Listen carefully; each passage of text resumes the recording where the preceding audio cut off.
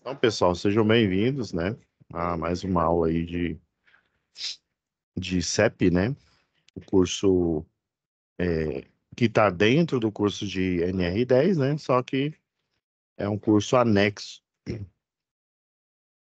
vamos lá, deixa eu fazer os disclaimers.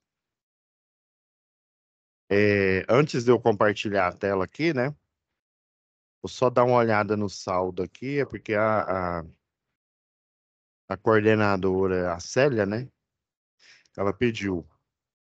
Então, a turma, presta bem atenção, galera. 923553, né? Tem 4 pessoas. Não, deixa eu ver. 7 pessoas que ainda não enviaram, dos 10, né? Então, só 3 dessa turma que enviou. Só agora que o pessoal tá enviando aí. Não se esqueça que você que é dessa turma aí, né? Vai ter o momento presencial dia 11 de janeiro. Agora, a próxima turma que eu ministro aula aqui. A 923570. 923570, viu? Deixa eu dar uma olhada aqui no saldo das notas. Dos 11 alunos, enviaram 7 pessoas também. Então, tá faltando 3, né? Tá ao contrário do outro, né? 3 enviaram e 7 não enviaram. Tá? Agora, próxima turma aqui. A 923585. Deixa eu ver aqui. Dos 10 alunos, 3 não enviaram, né? Tá pau a pau com a turma anterior. E dos 10, né, 7 enviaram aí, tá igual. Só a primeira turma que só 3 enviaram, pessoal. Agora que eu tirei aqui, deixa eu ter certeza que eu tirei das notas. Desculpa, gente, que a garganta tá péssima. Deixa eu ter certeza aqui. Para não vazar nome aqui, nota, tá? Tem que garantir o direito, né, de proteção dos dados de vocês. Então, deixa eu compartilhar aqui.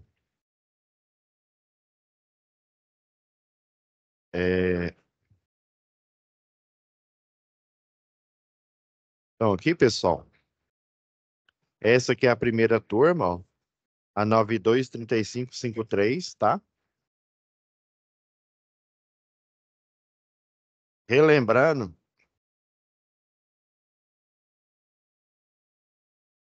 essa turma, ó, 923553, presta atenção. Essa turma é a que vai terminar primeiro, só vão ter 12 aulas, né? 11, dia 11 de janeiro. Esse horário é só da prova da tarde, do momento presencial da tarde de CEP. Das 8 até as 11, vocês vão ter lá com a prática com o professor de NR10, viu? E lembrando, aqui, ó, na aba situação de aprendizagem fica o formulário, ele é automático, né? Tá com dúvida? Ah, professor, eu tô com dúvida, eu quero fazer logo, porque lembrando que no conteúdo tem várias aulas também, né? As aulas que vocês estão vendo comigo agora são aulas de aprofundamento. E daí, como eu vi que são muitas aulas, eu resolvi deixar nessa aba aqui, ó. Aba biblioteca, as aulas ficam na videoaula. E na aba biblioteca, ó, 2 aulas, que eu falo sempre em todas as aulas aqui. Depois, nenhum de vocês vão poder reclamar de que não foram assistidos, né? Então, na aba biblioteca, estou com pressa, quero ir logo em situações de aprendizagem e fazer a avaliação 1 e a avaliação 2, né? Eu venho nesse primeiro vídeo, aqui eu tenho uma análise, então vocês vão ter subsídios para poder fazer essa atividade aqui de 10 questões. Já no vídeo abaixo é a outra atividade. Os dois são formulários automáticos também. Avaliação 2 são 6 itens, né? Então, esse outro vídeo é a análise dela aqui. Então, pessoal, prestem bastante atenção. Depois não vão reclamar que vocês não foram assistindo. Vocês estão tendo aula toda semana aqui, né? Porque geralmente esse curso, ele demoraria umas 3 aulas, 3, 4 aulas, dependendo aí, né? A parte EAD. Mas como o CEMOC aqui, né, através do catalão, pediu essa quantidade de aulas, né, a gente veio aqui para atender. Então, pensando nisso, eu já coloquei já antes de iniciar, a gente já tem gravado esses vídeos aqui, já pedi para o Kim, né, o monitor aqui, já pedi para ele postar em todas as 3 turmas aqui simultâneas essa atividade, ok? Então, tá com pressa? Vem aqui em biblioteca, assiste esse conteúdo aqui que vai te dar subsídio, né? Porque para você solucionar aí questões relacionadas não só à NR10 e ao CEP, o ideal é que vocês já abram, né, a versão aí da norma da NR10, né?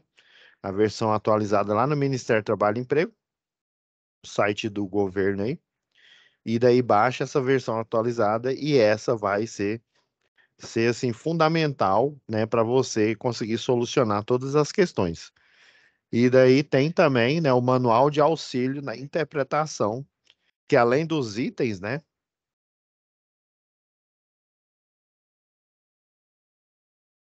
além dos itens costumeiros, né, da norma regulamentadora, né, você tem o comentário, né, provavelmente, né, deve ser ou um engenheiro eletricista apenas, ou um engenheiro eletricista e de segurança do trabalho que fez essa consultoria, né? Geralmente, quando falamos em consultoria, né, já para vocês já, provavelmente, né, como é um curso que ele é dedicado a quem já está trabalhando ou quem vai ingressar, né, quem já tem experiência, você aí, né, que tem mais experiência, que é um eletrotécnico ou engenheiro eletricista, né, esse comentário provavelmente, né, no mínimo foi feito por um engenheiro eletricista contratado ou funcionário do Ministério do Trabalho e Emprego, e também às vezes eles gostam de contratar não só o engenheiro da área, né? Por exemplo, eu preciso elaborar, eu preciso revisar uma norma relacionada, sei lá, ao abate de aves. Então, eu vou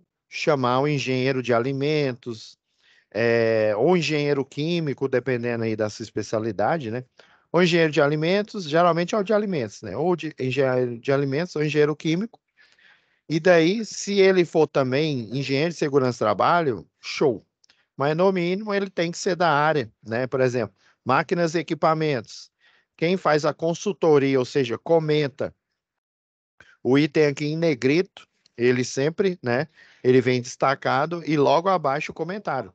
Se fosse a norma crua que você baixa aí, né? Com as atualizações aí, a primeira publicação e com as atualizações do Diário Oficial da União, né?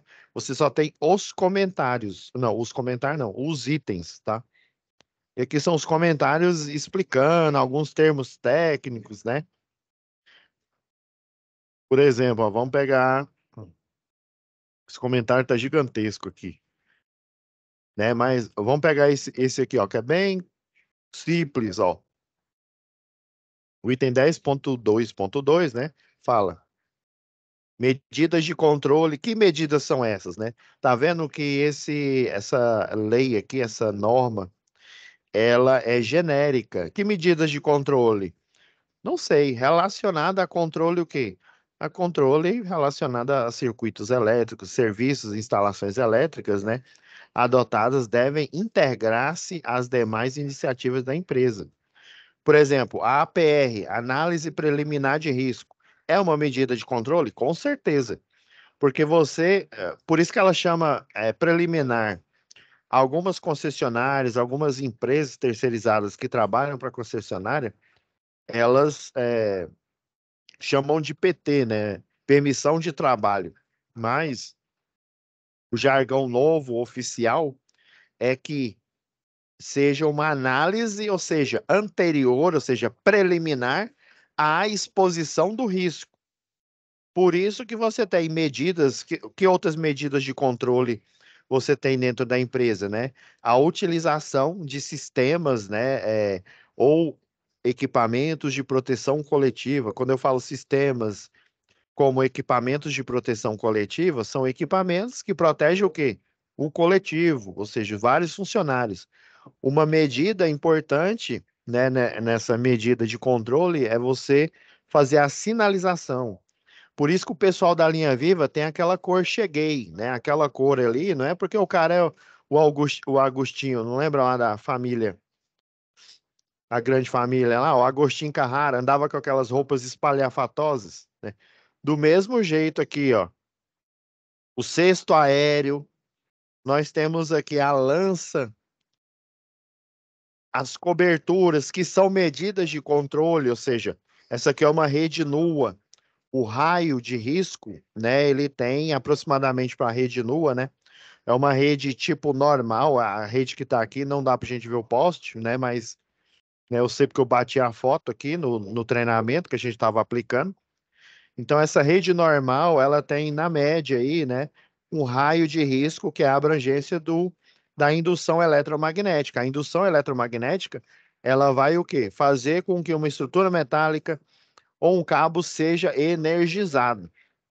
Daí você adota essa medida de controle, lembra? Foi até na aula passada que a gente falou que são medidas relacionadas a trabalhos, né, com eletricidade, porém não é o convencional, né? Que o convencional é você priorizar a desenergização, né? Caso não seja possível a desenergização por motivos econômicos, né? Geralmente tem motivos econômicos fortes e de logística também. Você trocar um cabo de uma rede como essa de distribuição é relativamente rápido e simples, né? Agora, se essa rede de distribuição, né, em vez ela estar numa rua em que eu tenho apenas residências, né, é uma malha de distribuição urbana e ela está numa região em que eu tenho apenas residências, né, se esse cabo arrebentar, né, ou se eu for fazer uma manutenção, geralmente eu chamo o que o pessoal chama de rede morta para fazer a manutenção.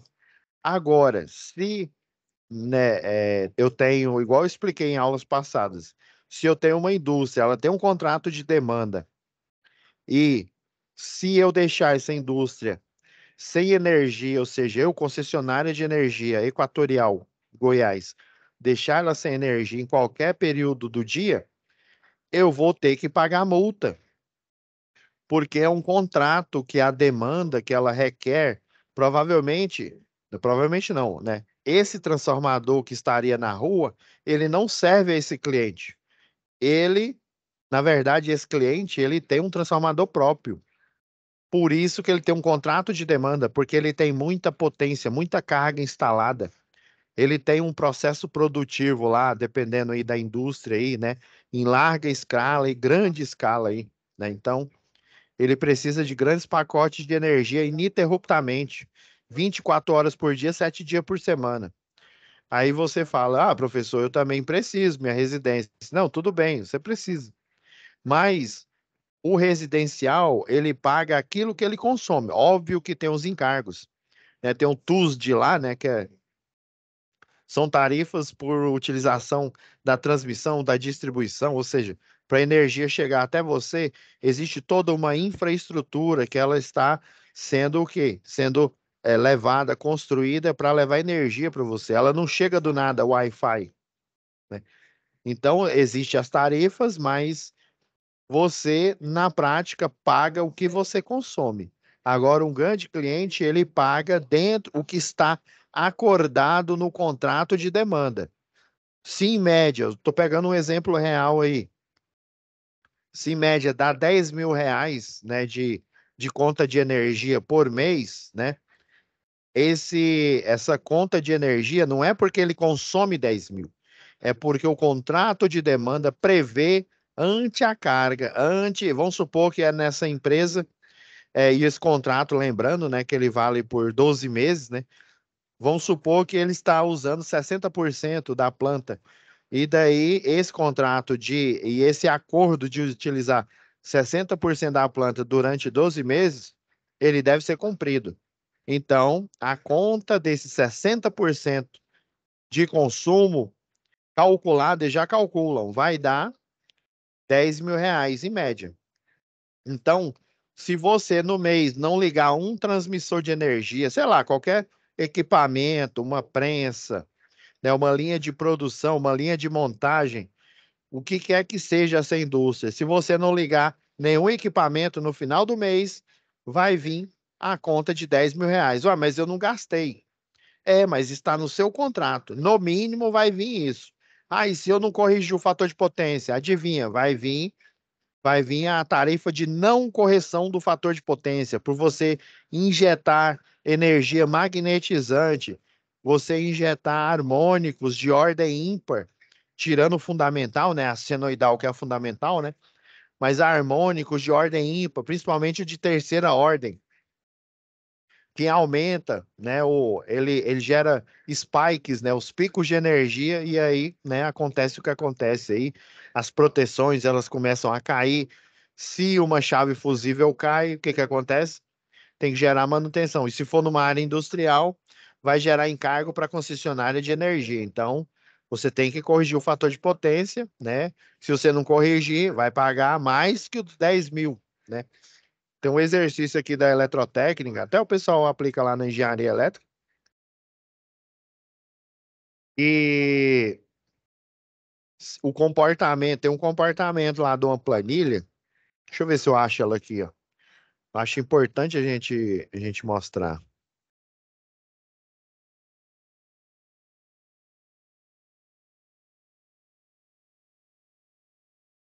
Só achar aqui que eu já.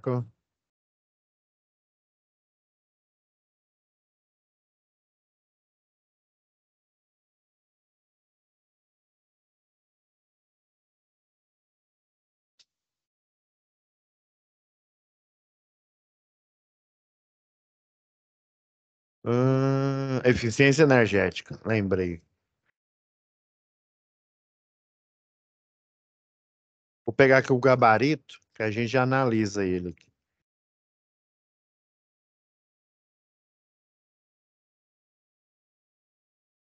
Ó, isso aqui é o gabarito de um dos nossos cursos aqui, ó. Então, ó, tem um período fora de ponta, né? E é todo esse período aqui, ó. Isso aqui é o consumo, né, de uma indústria, né? É um consumo fictício aí de uma indústria em um dia, nas 24 horas do dia.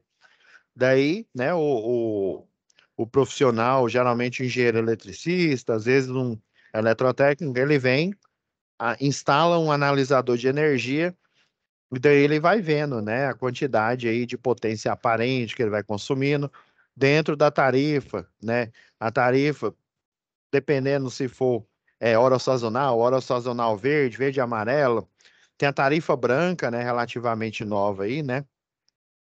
Então você faz um contrato, aí vamos supor que esse contrato seja de 10 mil reais, igual eu falei. Se tudo der certo, 10 mil reais você vai pagar. E daí, ó, alguns aqui, ó, principalmente esses aqui, ó, a Agência Nacional de Energia Elétrica recomenda, né, no mínimo 0,92. Na década de 80, era, se eu não me falha a memória, era 0,86. Então, o fator de potência aqui, ó, recomendável é 0,92. Tá vendo que não tem uma taxação aonde eu tenho 92, né, 0,92, fator de potência, né? Até 1, se for 1, fica perfeito, né? Mas de 0,92 até 1, você não paga tarifa extra. Ou seja, se nas 24 horas do dia 1, dia 2, dia 3, geralmente, se a empresa, a indústria, ela produz, né? Ela funciona de segunda a sexta, né? Aí tem algumas aí, por exemplo, Heinz, que eu tô lembrando aqui de cabeça,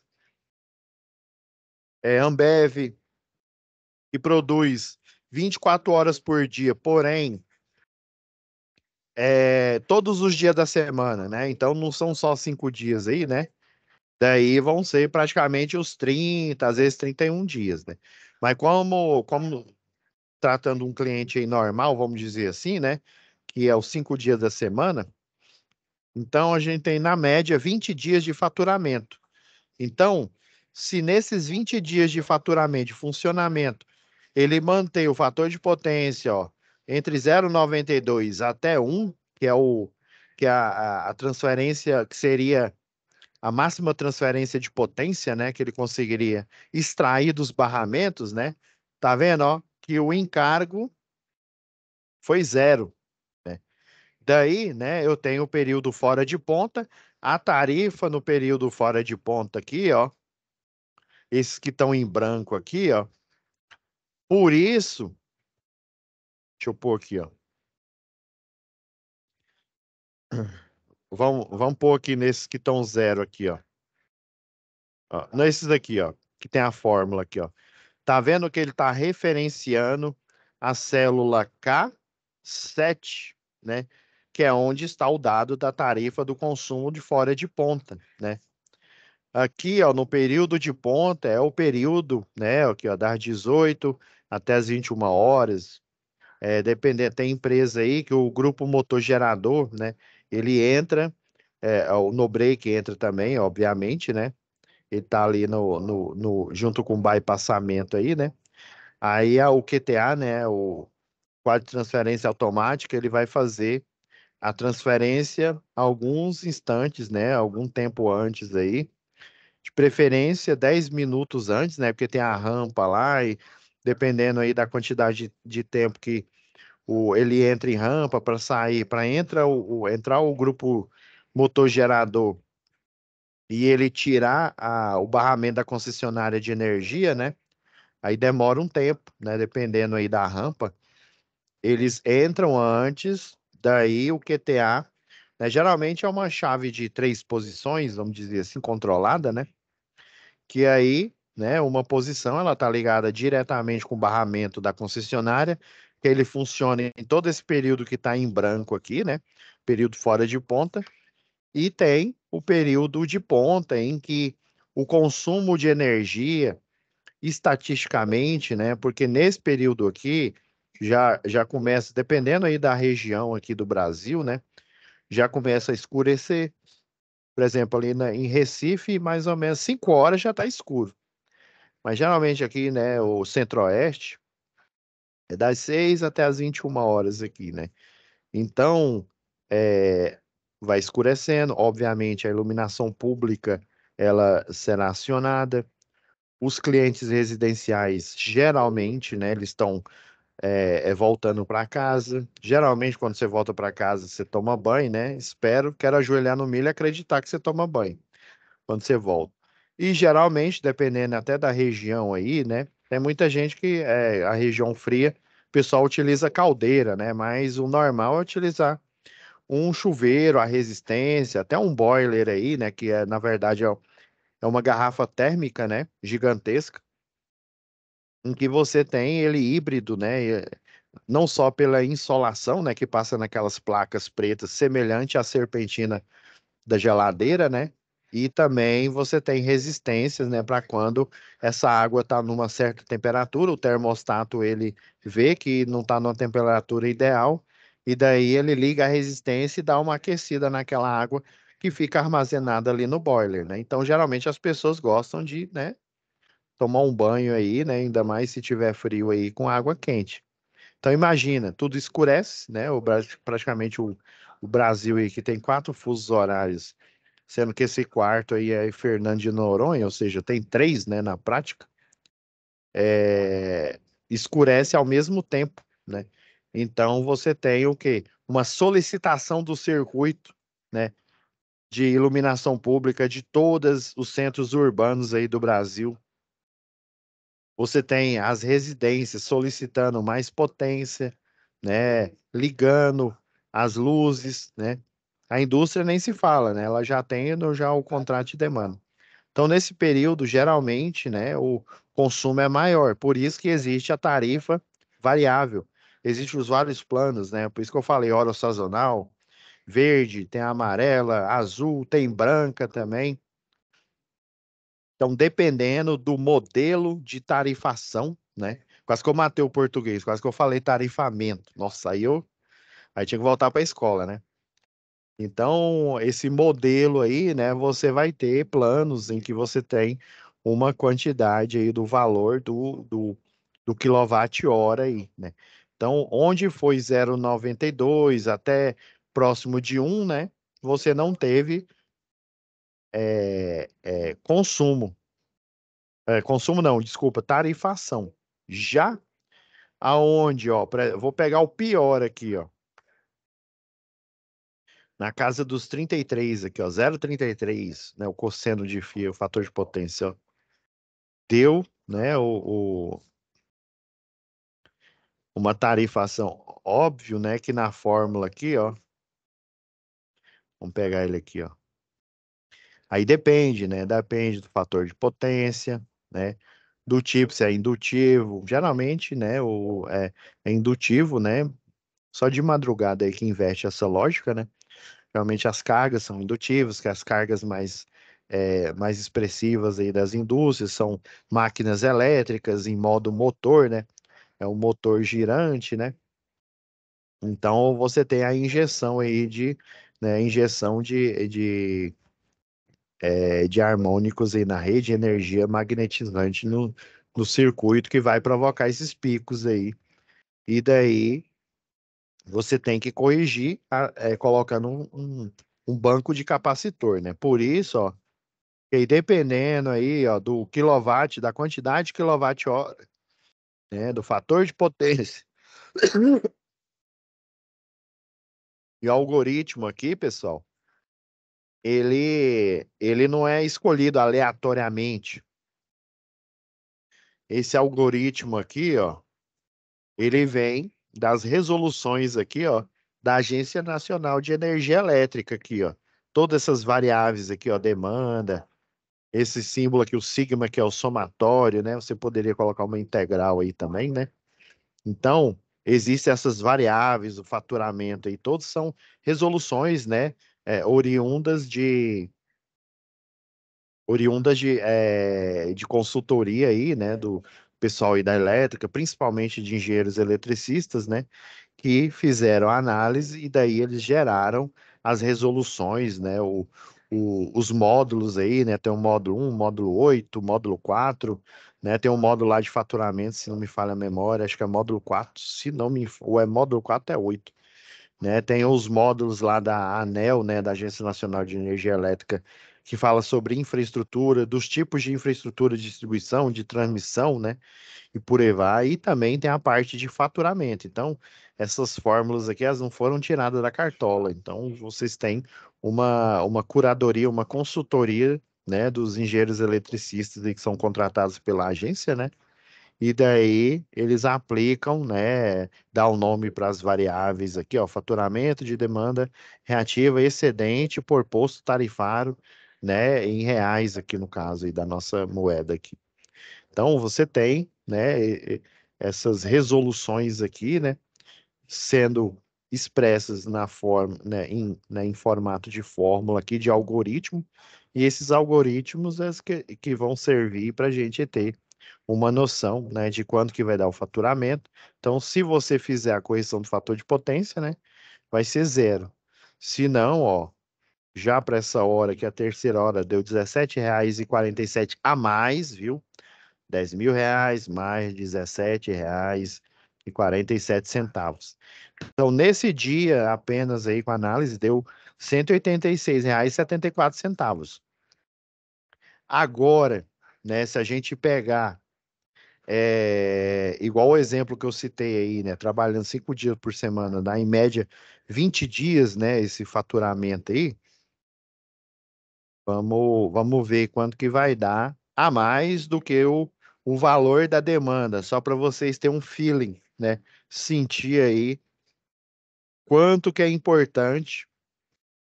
Ali na Jaime Câmara, por exemplo, tem uma empresa que ela é contratada única e exclusivamente para fazer o cálculo.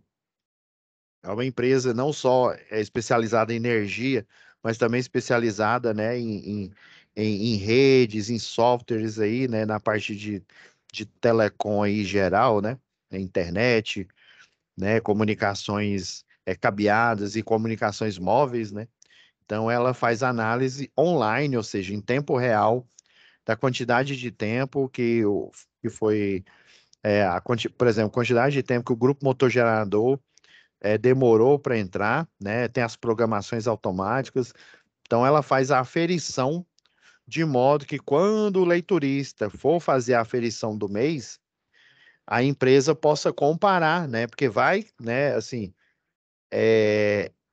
o profissional ele está passivo a erros, né? Ou outras questões aí, né? Então, essa empresa ela vai comparar, assim como o profissional vai lá e faz a leitura lá dos instrumentos aí e faz essa comparação, até para ter controle de gastos, né? E você tendo controle em tempo real, você consegue saber, né? Ó, a gente está gastando muito porque não existe uma programação de carga. Geralmente, quando você tem uma porcentagem igual a esse exemplo que eu dei, de 60% de faturamento, né, de 60% da planta, né, faturamento não, né, 60% da planta funcionando durante um ano, que é o tempo do contrato de demanda, para você poder, às vezes aí você compra o restante do maquinário e você também tem clientes, né, para utilizar uma porcentagem maior, às vezes depois de um ano você percebe que já pode utilizar 80% do contrato de demanda. Então, passado um ano, faz alteração, né? Todo ano faz isso, né? Faz alteração, ou você aumenta ou diminui a porcentagem da demanda, e com o aumento, a tarifa vai chegar a um novo valor. Estou chutando aqui, agora 80%. Ela vai chegar, em vez de 10 mil, né? Todo mês, né? Se tudo der certo, sei lá, 11 mil reais, né? Não, 12 mil. Vamos lá, 12 mil reais. Então, no ano anterior chegava, se tudo desse certo, 10 mil, porque foi 60%. Agora, com 11 mil, ou com 80%, vai chegar a casa aí de 12 mil, 13 mil reais, né? O valor fixo. E sempre fazendo em tempo real aqui a leitura, ó. Principalmente no horário de pico aqui, ó, que o valor do quilowatt-hora ele é maior aí, né? Que é o período de ponta, né? Eu tô falando até o nome antigo aqui, né? O de ponta em que você tem, né, esse consumo aumentado, por isso, né, a demanda por energia ela é maior, né, pelos usuários do sistema elétrico potência. Daí é lógico que a concessionária de energia vai aumentar os valores aí, né? E geralmente as empresas nesse período ela entra em paralelo aí com o grupo motor gerador e daí fica funcionando até passar esse período. Passou esse período, ela volta, né? O QTA faz, ele volta a funcionar, né? Normal na concessionária de energia local, tá? Geralmente esse é o modus, né? O modus operandi. Então, ó, considerando, deu 186. Vamos supor que esse cliente, ele, esse cliente ele assume esse mesmo comportamento, né, no mês inteiro.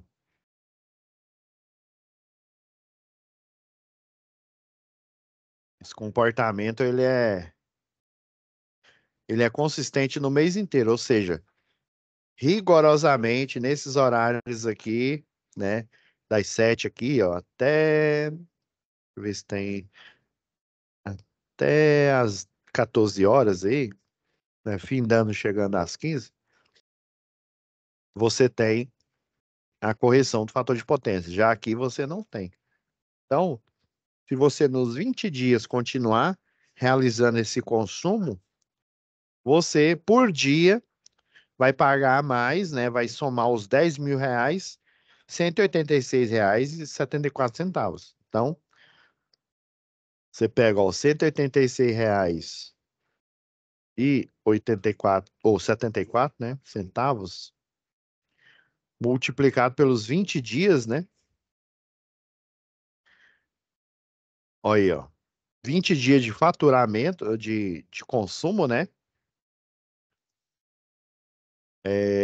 Deu R$ 3.000 e R$ 3.734,80, né?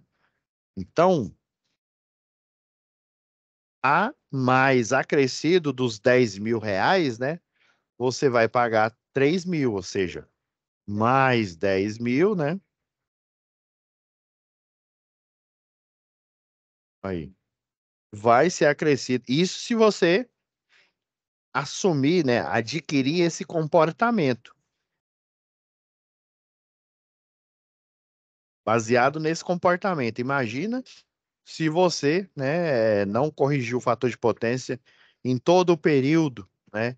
E aí, por exemplo, né, tem equipamentos lá com fator de potência igual esses aqui, ó, de 33, 0,33, 45, tem algumas máquinas elétricas aí, né, que são de baixa qualidade aí.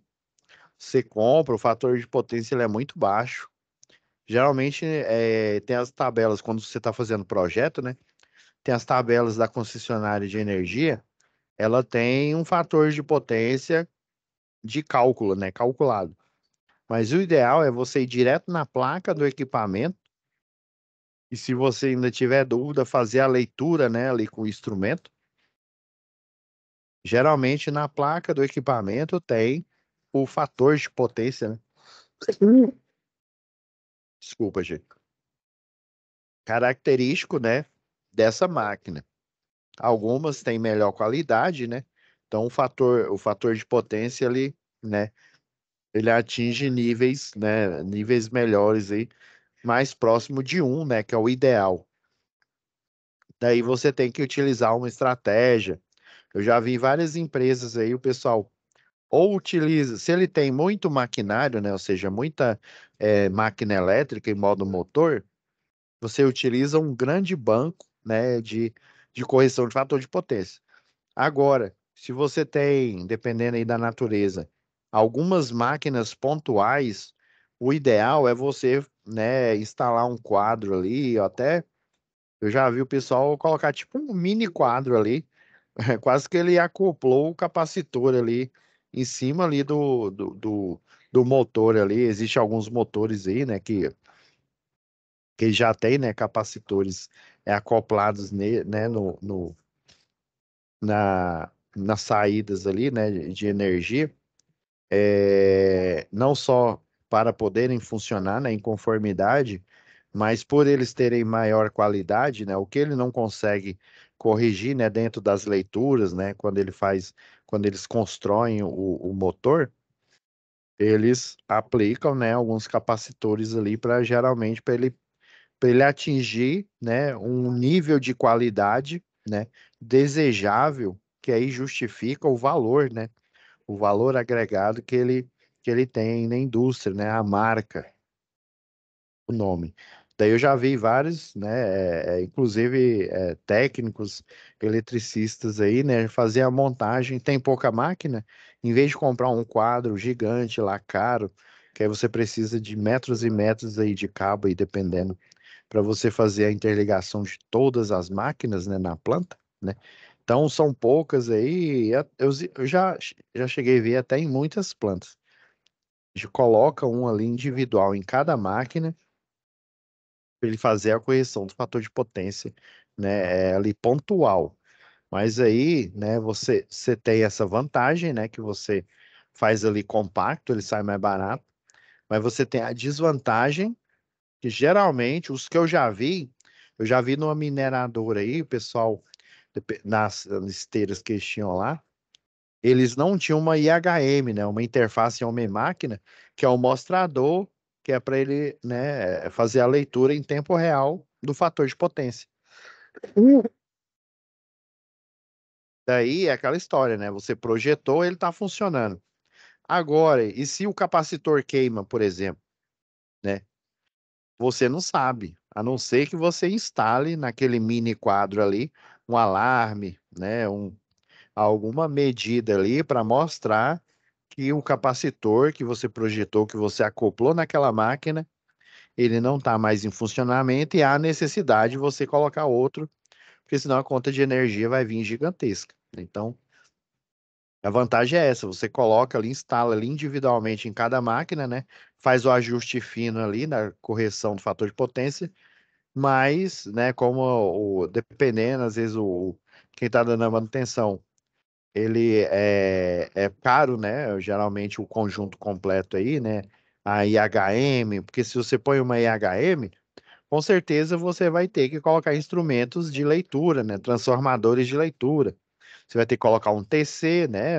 Que afere a corrente. Você vai ter que colocar um TP, que afere o nível de tensão, né? E com esses dois você vai conseguir o que? Os valores, né? De potência, né? Potência ativa, potência reativa, potência aparente, né?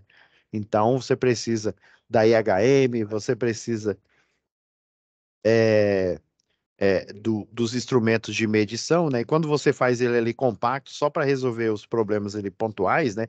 Se você faz vários quadros, você vai precisar de vários equipamentos, né? De aferição, né? E de instrumentos de interface homem-máquina para você fazer a leitura e observar, né? Ao longo do tempo se o sistema está ok ou não.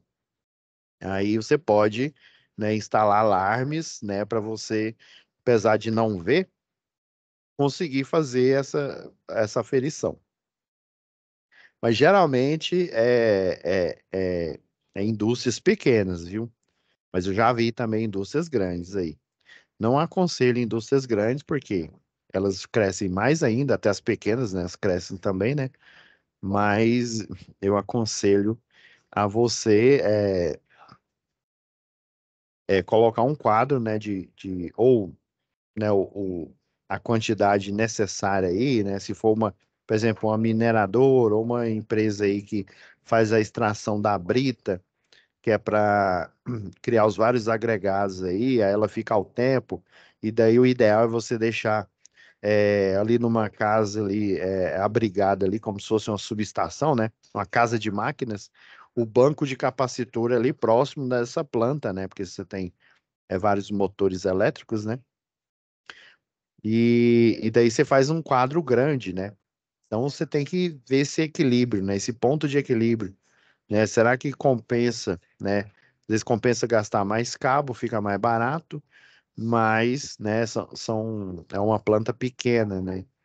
Mas aí você vai perder a questão, né, do monitoramento, né, da verificação da potência, principalmente da potência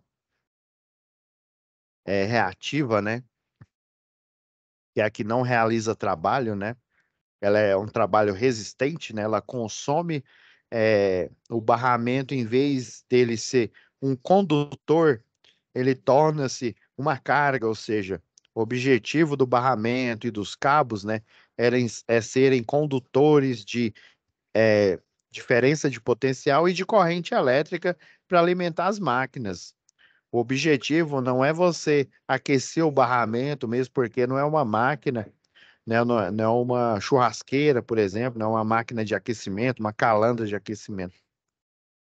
É para você o quê? Girar motores, né?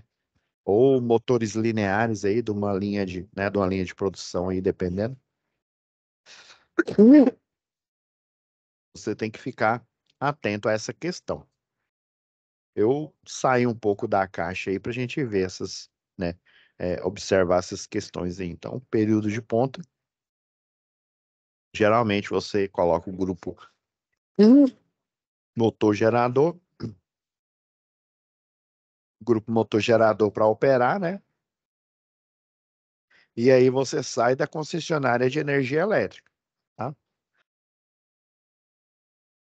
Só fazer o registro aqui antes da gente finalizar a nossa web aula de hoje.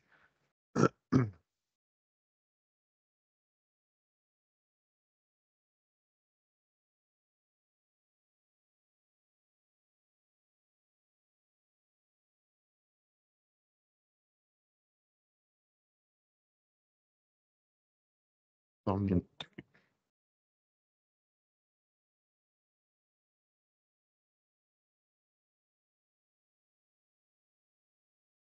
ver se vai capturar aqui corretamente.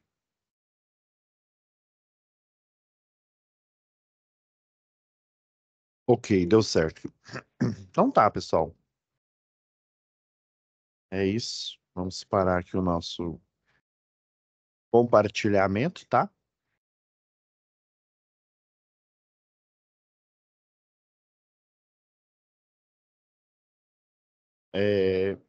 Próxima semana a gente volta aí, né, com mais, né, que geralmente entra nesse período, é o período de férias, né? Mas aí as aulas vão sendo postadas aí, mas é igual eu falei, né? Se tá com pressa, você vai lá na aba, né, na aba de vídeos e assiste as duas webaulas sobre as duas atividades, né? Agora, depois que você fez, você ainda quer participar aqui e aprofundar os seus estudos, você assiste às aulas, tá ok? Fique com Deus, pessoal.